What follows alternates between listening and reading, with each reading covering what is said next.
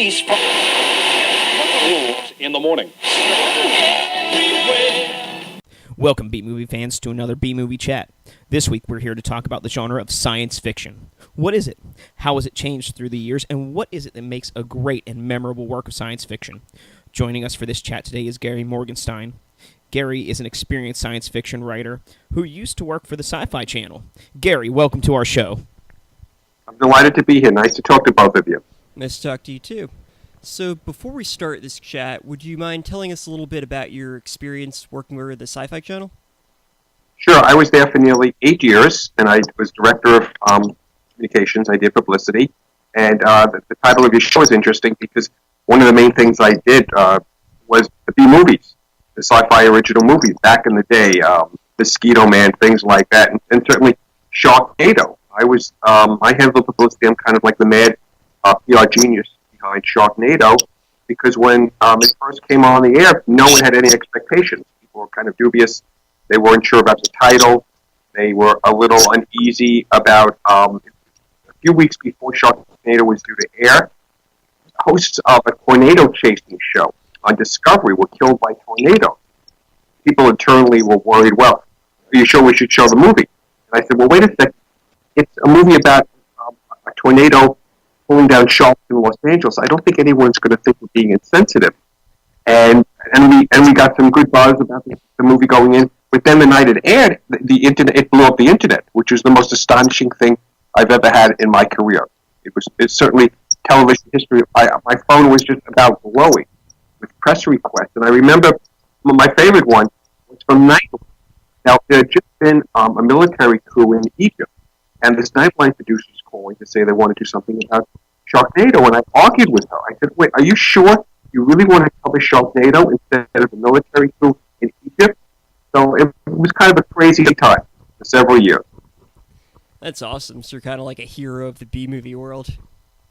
Yes, absolutely. I love it. Even as a kid, I just loved B-movies. Because the thing about a movie, you have to, as it is, it's not trying to be Avatar. It doesn't have the money. It doesn't have the resources. But it has a certain humor and calm and maybe a little campiness for his incredible career. And I think sometimes people look down their nose at the B-movie and they take a little snobby attitude. Well, it's this, it's that, it's not up to this stuff. But you know what? At the end of the day, if it's entertaining, it's wonderful. It's what it's all about, is just making sure that you make something that's in your vision and make sure it's entertaining. Absolutely. And the beauty of science fiction is like it is such a broad genre. People think, sometimes you talk to people and say, well, do you like science fiction? And you say, no. And you say, why? Well, it's not aliens. It's their own concept of science fiction. Star Trek, or Star Wars, or just and they don't understand that it runs the gamut from, Twilight Zone is one of the great benchmarks about taking in all the wonderful broad canvas of science fiction. So, the novelist Asimov and Robert Heinlein, the present day people, Stevenson, and just Ray Bradbury in between. Just it has so many elements of the speculation, the wonder about the future, and will the future be different, and if so, how?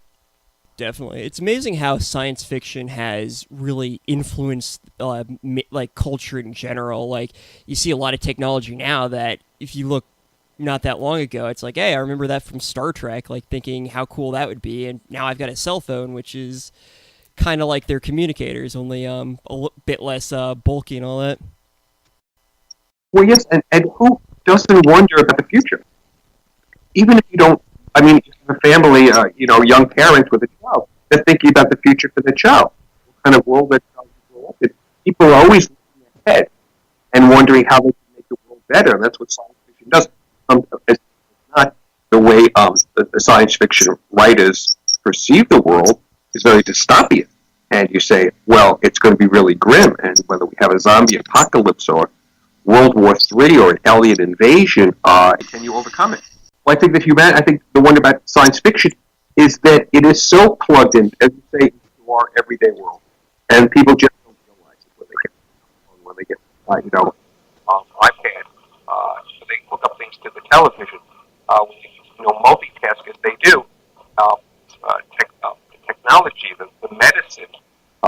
It's quite remarkable how science fiction dreamers have influenced our world, and also made heck of a good stories along the way.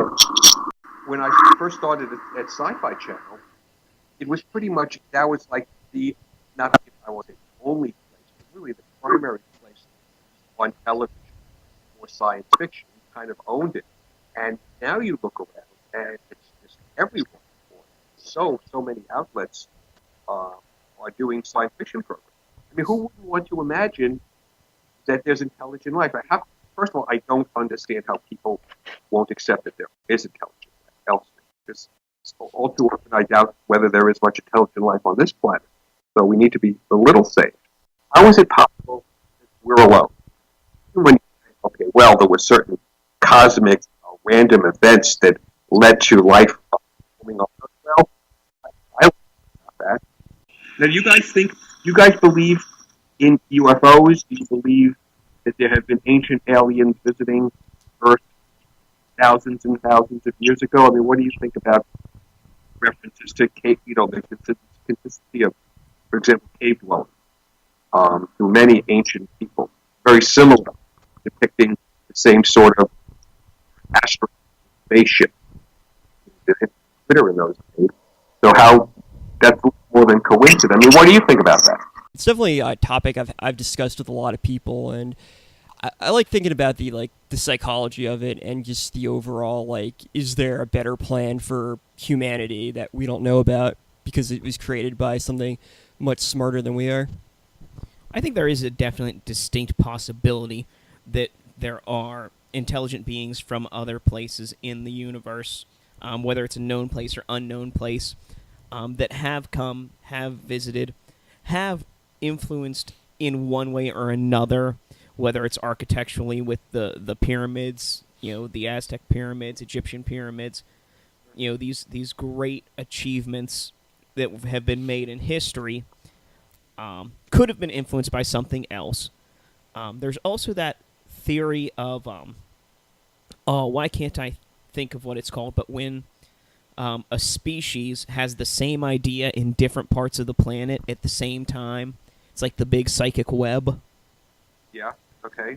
I can't remember the name of that theory, but things like that, like how else could you explain, things coming about around the same era around the world when travel around the world from us really wasn't established at that point? I definitely 100% believe that there's intelligent life out there. I mean, it doesn't make sense for there not to be with how vast the universe is. We're the only planet that developed intelligent life. That's the odds of that are much worse than the idea of there not being. So.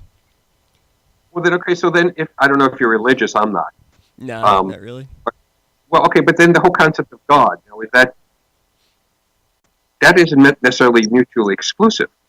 Some people think it is, some people think it isn't.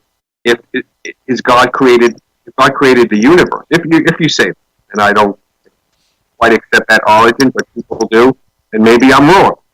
I'd like to leave a little wiggle room just in case I'm wrong. Yeah. Suddenly I'm at St. Peter's. I said, no, it's all right. I've kind of bought into it a bit. Scales wager.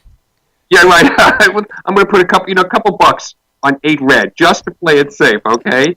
But if you have the whole concept of God, then it should be allowed that God could create numerous species. That goes in science fiction to one of the more recent Doctor Who episodes. Well, I say recent. It was within 10 years. The Satan Pit. The concept that there was this cosmic being that influenced the concept of the devil, of Satan, in all these different, cultures, planets, races throughout the universe. That there is that possibility that, something big and powerful is out there that did create or influence the creation of many things. Because where did we get these notions?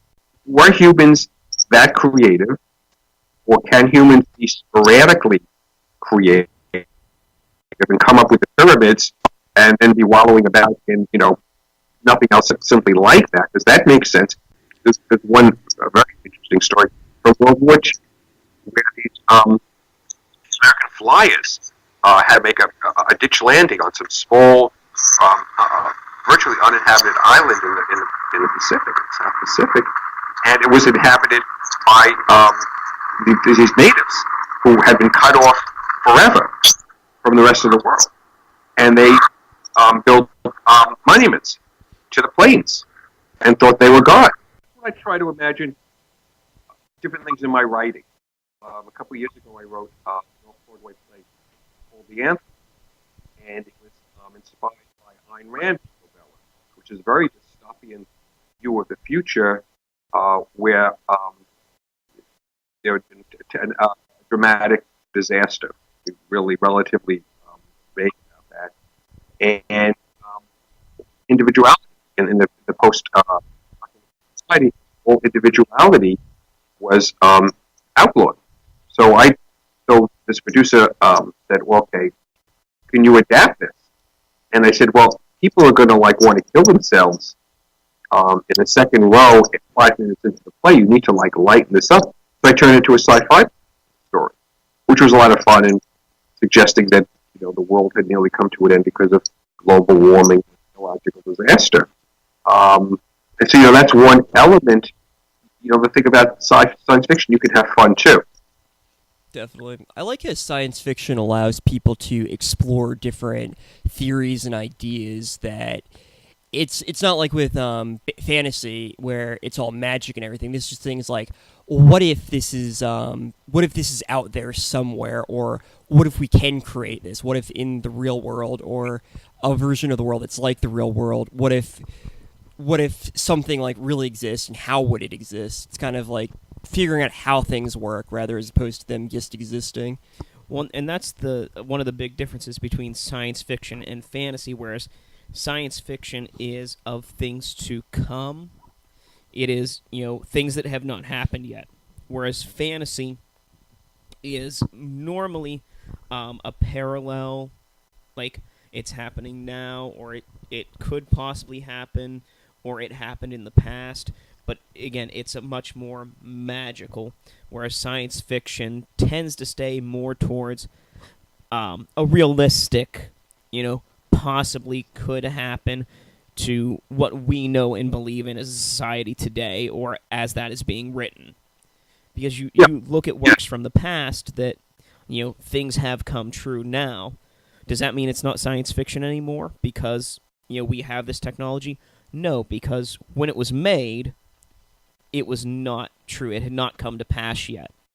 And I think that's a real beauty in science fiction, is a lot of times it is something attainable with time.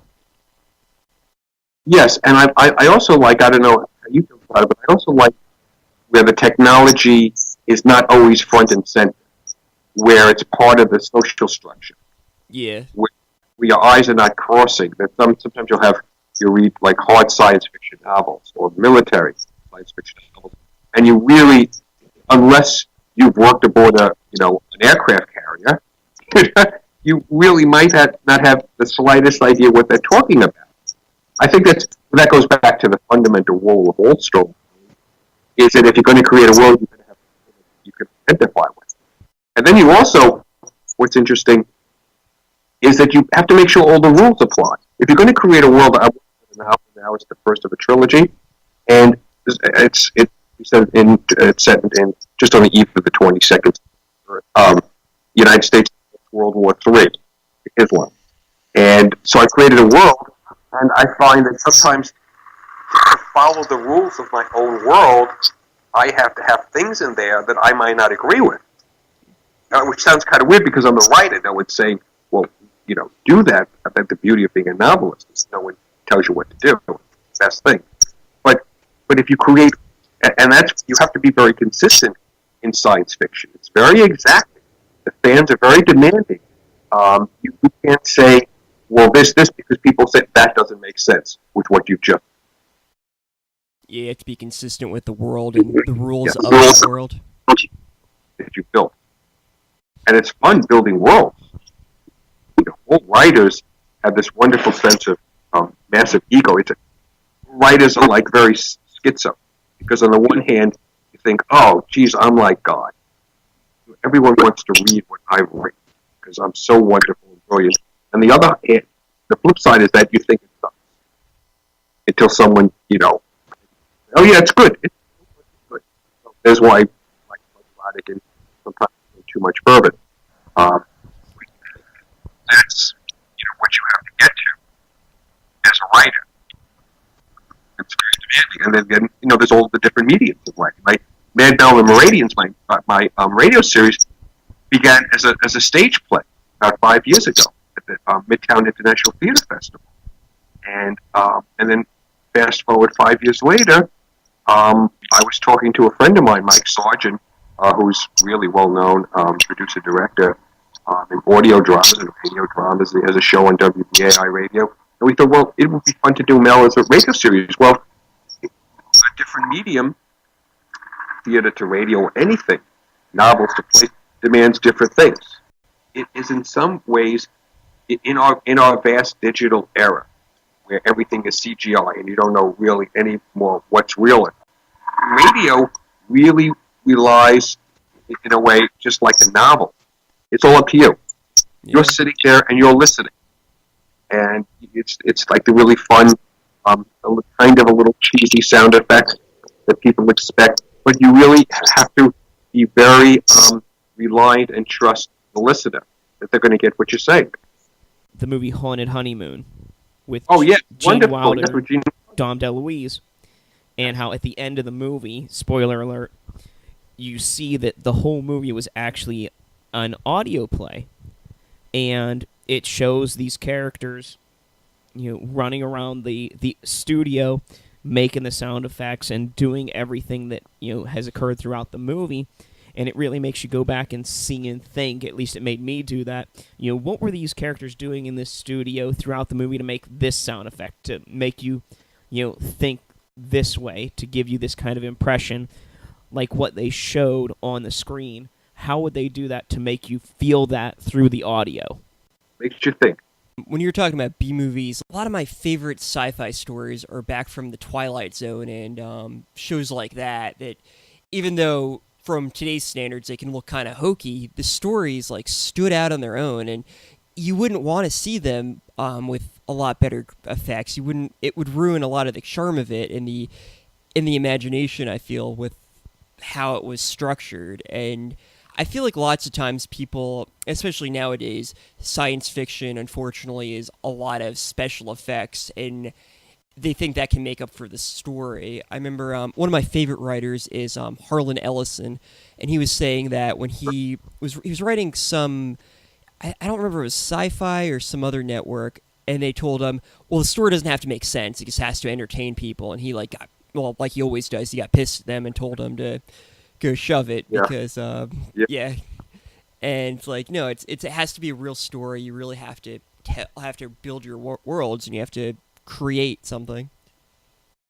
Well, that's an excellent point, because all too often CGI is taking the place of storytelling. And like James Cameron's Avatar. Well, yeah, I mean, at a certain, you could look.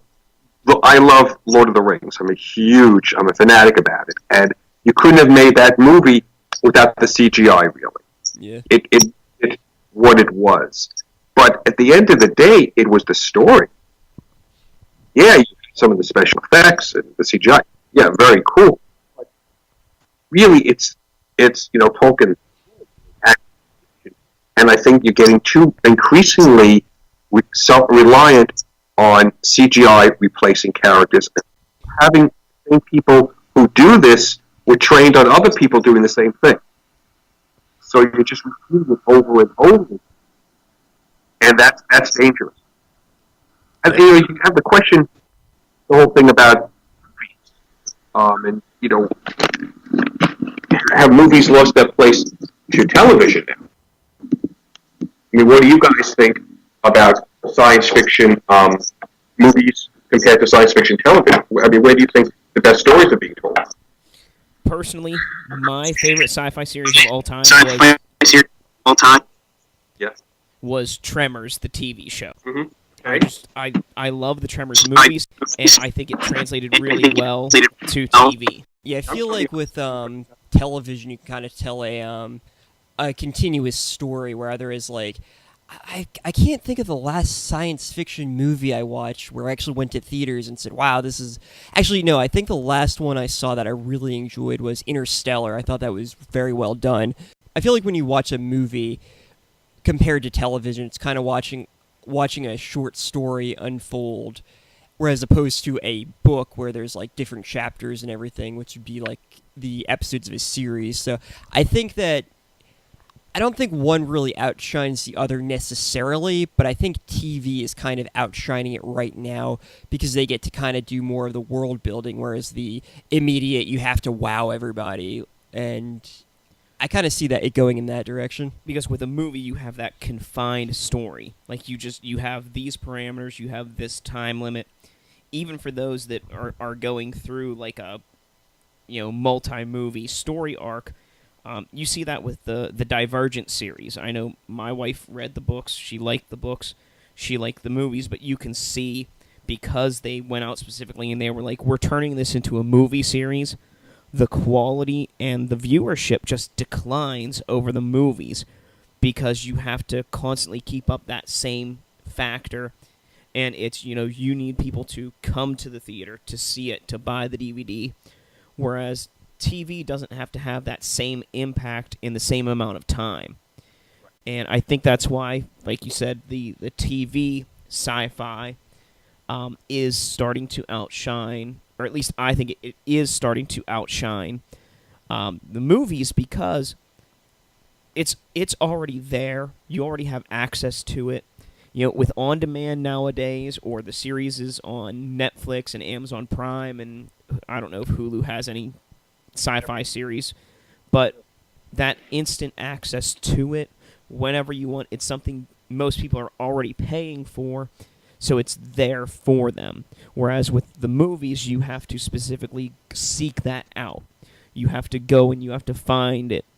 You have to go to the theater. You have to make the time instead of, you actually just saying, oh, hey, I've got an extra couple minutes. Let me, turn this on, and then I'll come back to it when I get home later, or I'll finish it later.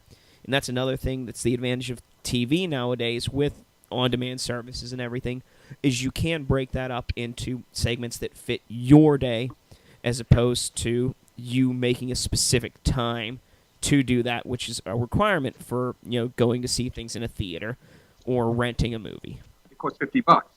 I mean, at the minimum, Joe, about the tickets, the popcorn, soda, and just think about people who then have parking, babysitters.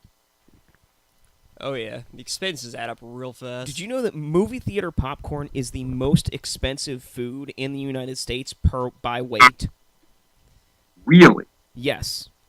I forget exactly what it is, but I think the average movie theater popcorn costs $12,000 or $1,200 per pound if you would buy a whole pound of popped popcorn at a movie theater. I see how they do that. Did you like Arrival with Amy Adams? Because I thought that was a really good science fiction movie, because that was really smart. I haven't seen that one yet. I heard good things about it. I've been meaning to check that out, but I don't get into the A-movie game very often. Yeah, I've definitely watched more B movies than A movies in the last few years.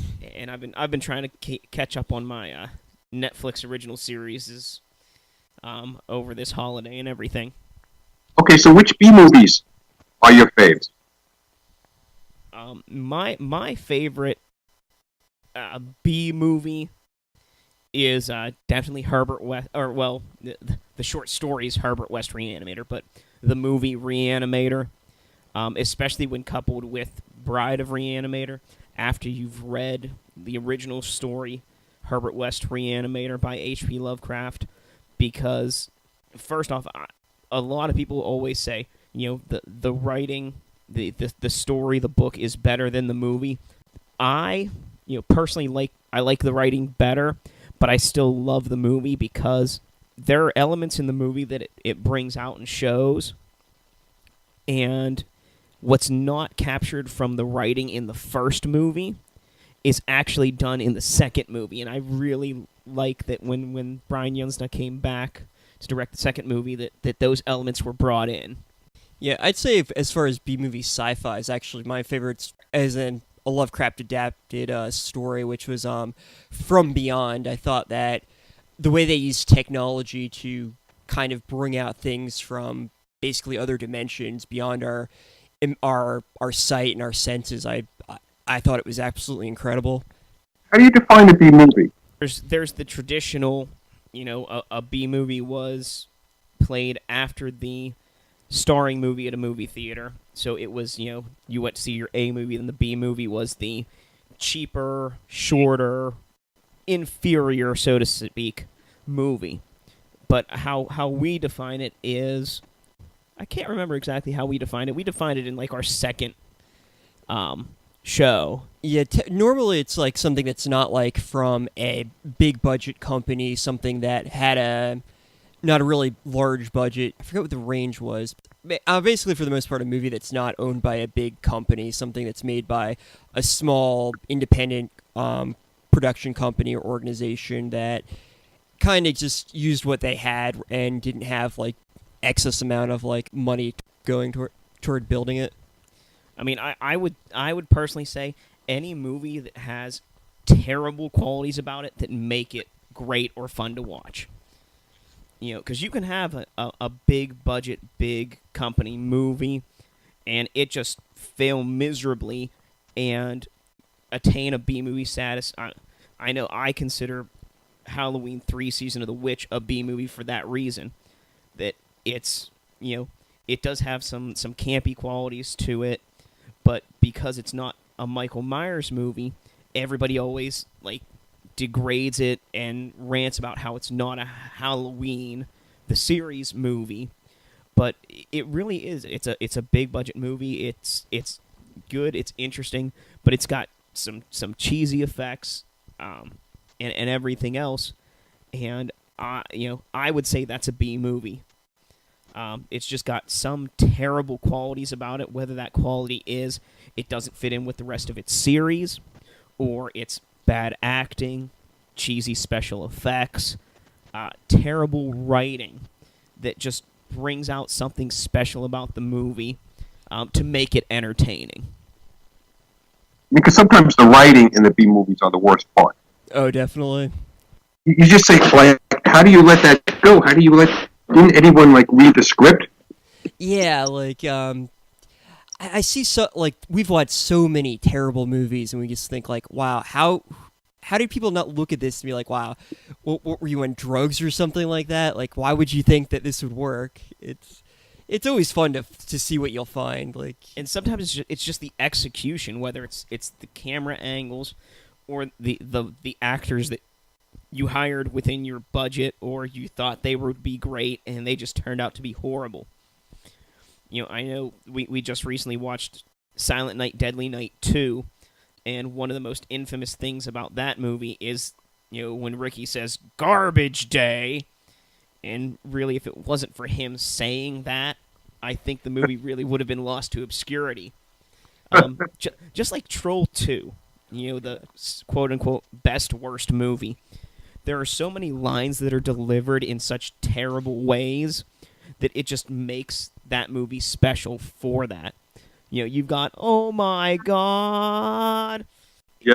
Well, I mean, just look at Sharknado. I mean, I like the second one a lot, just because there was a complete absence of trying to make anything make sense, and there's a sense of self-awareness of it. The first one had it too. All of them have had it, but I just thought as the films kind of went on, there was just a sense of yeah, we know it's ridiculous, and I love when films can acknowledge that. There's a sort of brilliance in that. I mean, what about the category of independent science fiction movies, which are not B movies per se, because they're really not bad, but they're not big budget either? Did you ever see Sam Rockwell in the movie Moon? I love Moon. It really does, raise it's a very question-raising movie. Yes. So there is quality Exactly, you put it perfectly. The question-raising movie of small science fiction movies, which try to say something, or ask something. And that's a debatable movie too, on whether it's an A movie or B movie, because it was released by Sony Pictures. I don't think I would consider Moon a B movie in the normal standard, because it is very high quality and it's very, question raising, and just everything about it to me is very authentic. Especially his reaction whenever he starts to figure out what's going on and finds the hidden parts of the base. And I just, I don't know, I don't think I could loop that in with what is considered a B movie. I think it's a standout movie. And there are plenty of low-budget films that are standout movies. I just can't think of any off the top of my head. Well, going back to the definition of like how we consider a B movie, I don't think it has to be overall bad. Like I've seen, in fact, a lot of B movies I've seen are way better than a lot of A movies I've seen. I think there's like a low budget kind of quality to it, but even that's kind of vague, because as technology is advancing, low budget movies now are still much better quality than old movies from like 50 years ago or even less than that. So it's sort of, as time's going by, the idea of what is a B movie is sort of becoming vague. But I think that there is still a quality of a story is being told not by a production company to entertain someone, but because it came from somebody's imagination and mind. And like I said, I think it's sort of getting blurred of what is a B movie compared to an A movie, but I can't quite explain it. There is a quality of it that is, there's a certain charm when you know that somebody was trying to tell their story, rather than a story where a bunch of people were trying to like stick their finger in and say, it has to be told this way, it has to be told that way. B movies certainly are more pronounced in the horror genre. Yeah, oh, definitely. Wouldn't you say that?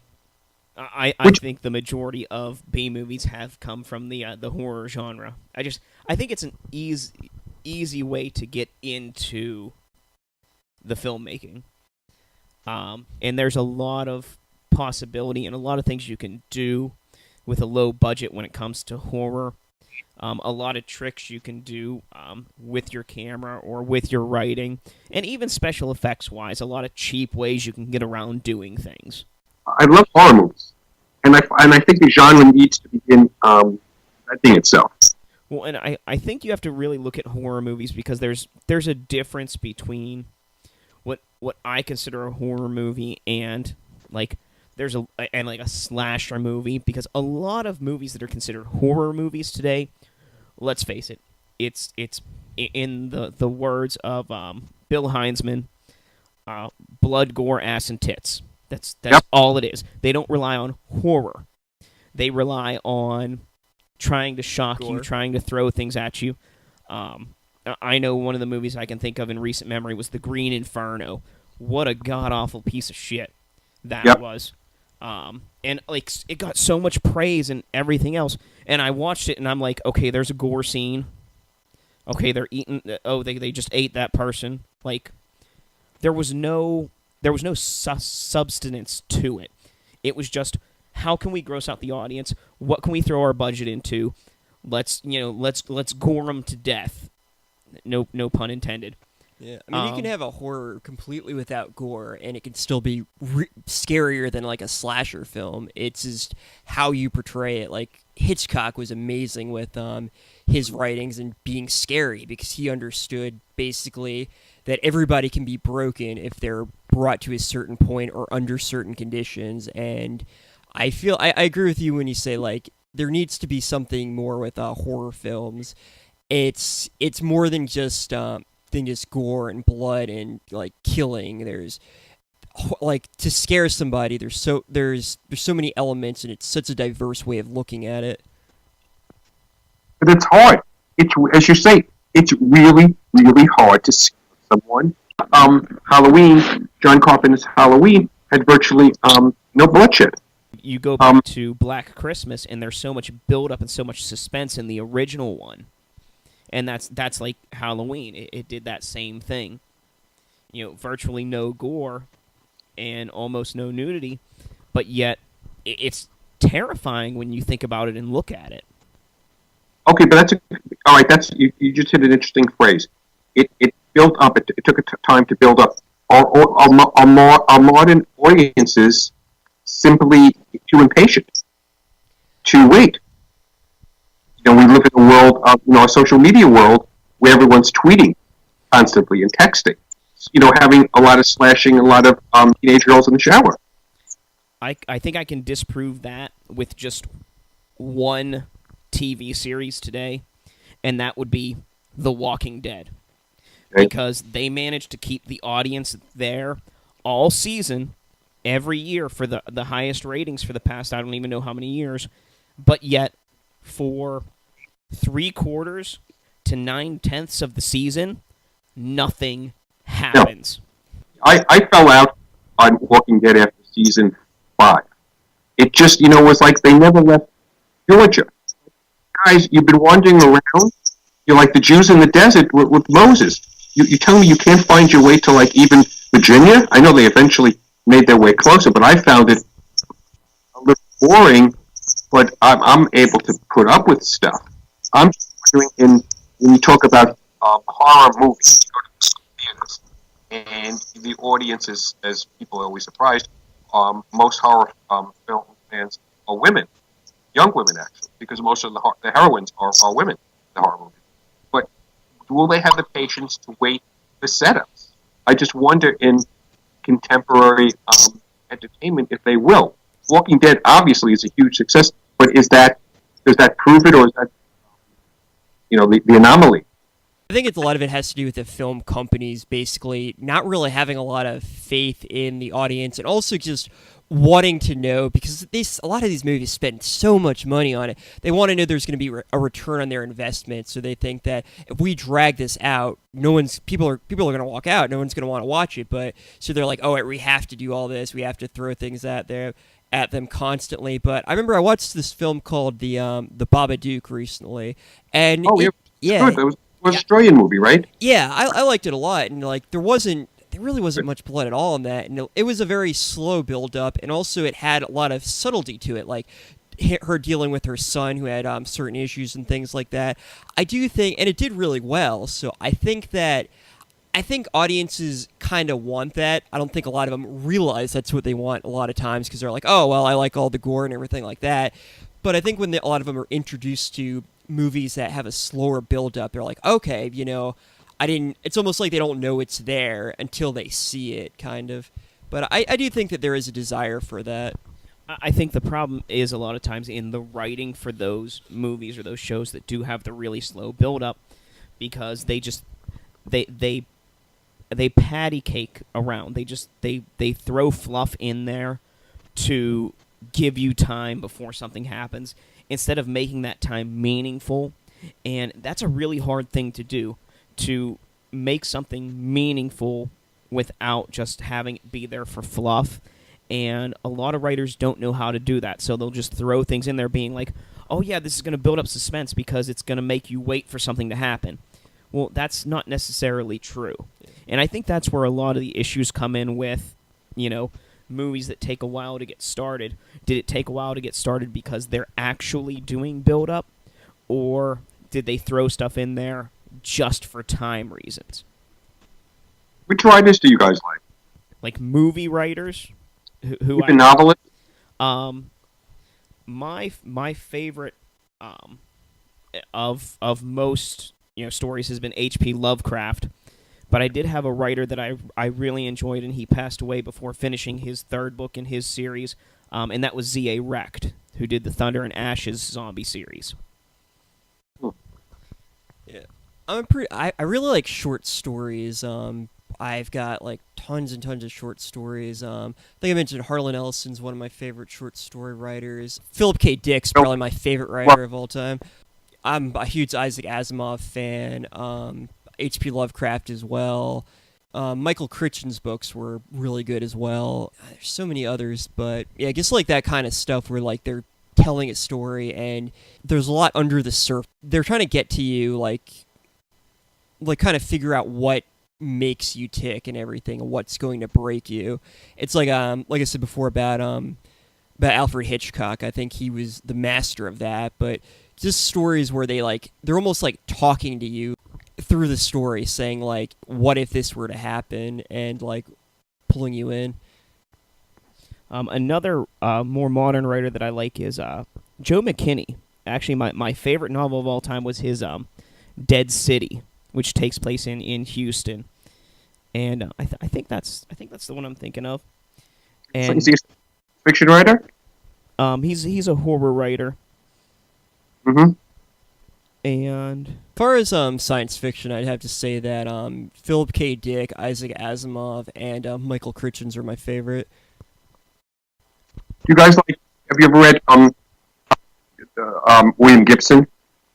Oh, Salt- was he Wait, he didn't write Dune, did he? No, that's Frank Herbert.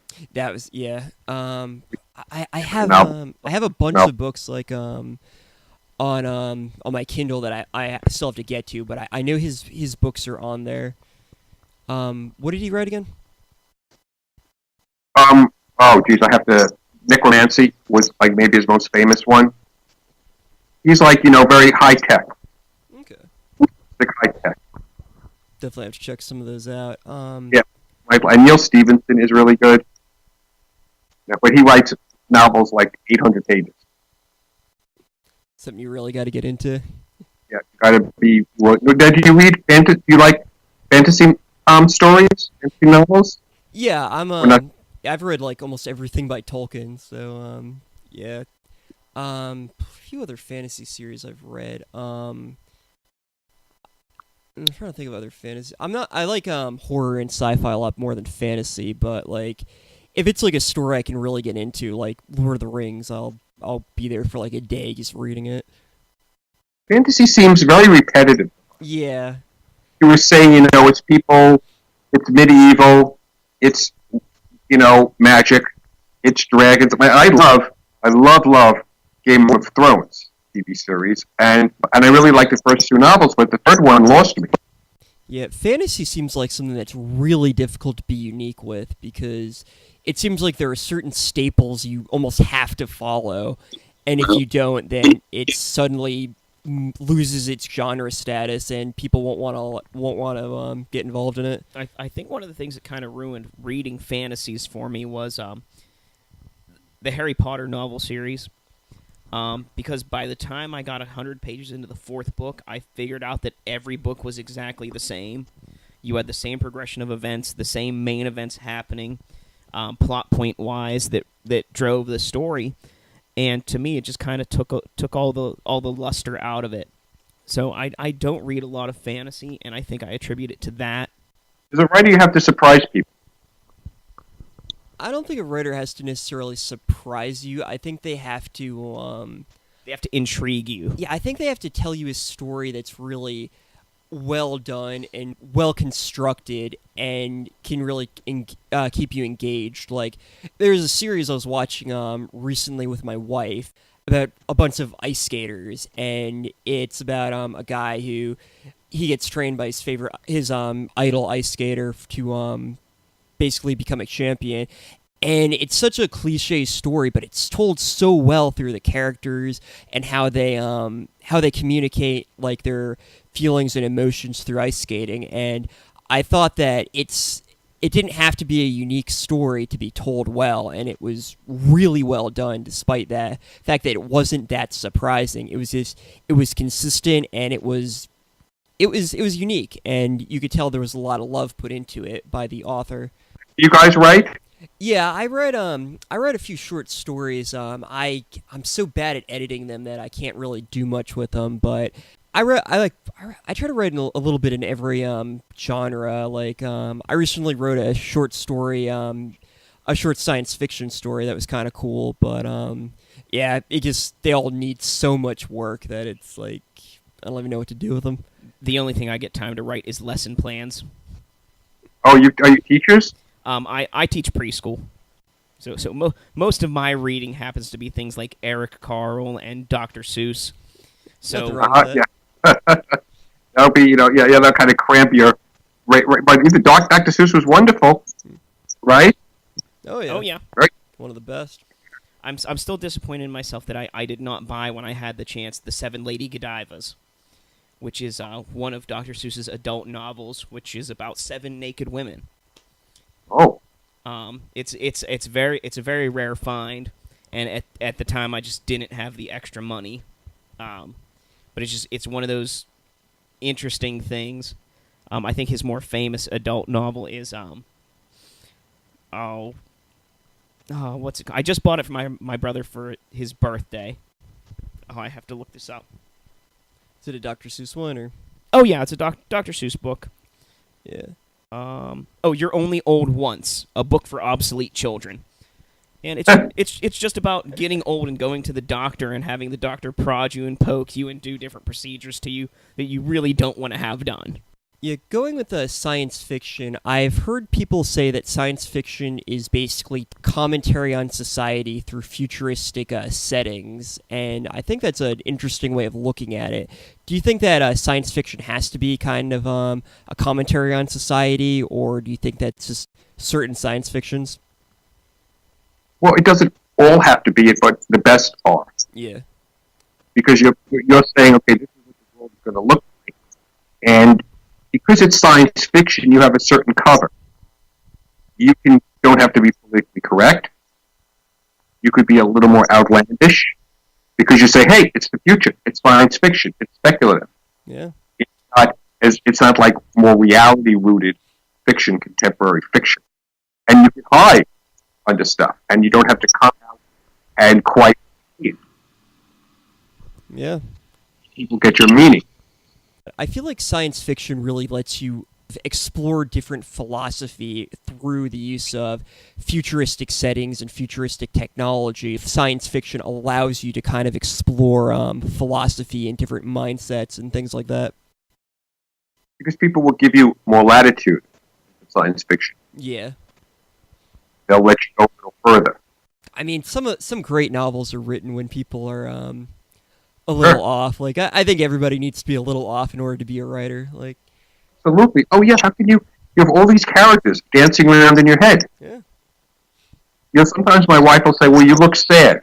I say, no, I don't look sad. I'm just thinking about a scene. Yeah. And someone's sad in the scene, and that's me. They're all me. so it's, just letting down the veil and just thinking and being with them. But that's not, is that healthy? I don't know. In some ways, you might say it's more healthy than not doing it. It's kind of recognizing the different parts of you and not being in denial of the fact that I have these thoughts, I have this mindset, like these ideas, and it's a healthy way of getting it out through writing and through things like that, where I feel like the people that go nuts are the people that don't do any of that. Oh, that's a good point. They say all writers are born with the stock company characters. It's a good way of looking at it. Yes, and it's a question of how many stock companies you have and how well you are at running them in and out of wardrobe. I like that. It's been great talking to you guys. Yeah, definitely. It's been wonderful. Oh, before we go, I figure, would you like to just talk about your radio show that you mentioned a little bit? That way, people could listen to it. Where they could find you online. Yeah. Yes, it's called Mad Mel and the Meridians. It's a sci-fi audio drama, and it's at madmelsavestheworld.com. And the first 3 episodes are up, and episode 4 will be coming out later this month. And it's about this writer, Mel Worthington, who has made a good living making up stories about ancient aliens, the Meridians, who he claims visited Earth thousands of years ago. However, they really are Meridians, and they are coming to Earth to invade. And they're led by the Imperial Chancellor, the Evil Dono. So we have a little social commentary there. And a writer stands in the way of alien conquest, which is a very chilling thought. But the point is, we had a lot of fun. It's a comedy, and then that has spawned books by my co-author, Elil Arbel, who's a very noted extraterrestrial expert, and we've written our first volume, Ancient Aliens, Meridians, and Anunnaki. Because the Anunnaki are well known. If you Google the Anunnaki, there's like you go, whoa. There's a ton of stuff about the Anunnaki in the Bible, as in the film, and they're thought to be ancient aliens who came back and helped aliens to breed with aliens.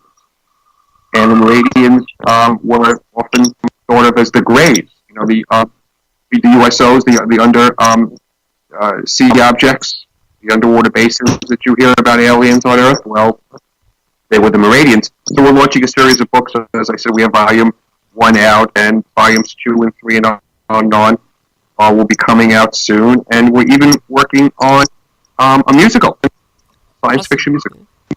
Yeah, looking forward to it. I'm going to check that out. So, thank you for joining us. It's been a lot of fun, and yeah, I feel like we could talk for hours just on science fiction. There's so much we barely even scratched the surface on a lot of this stuff. We'll do this again. Definitely.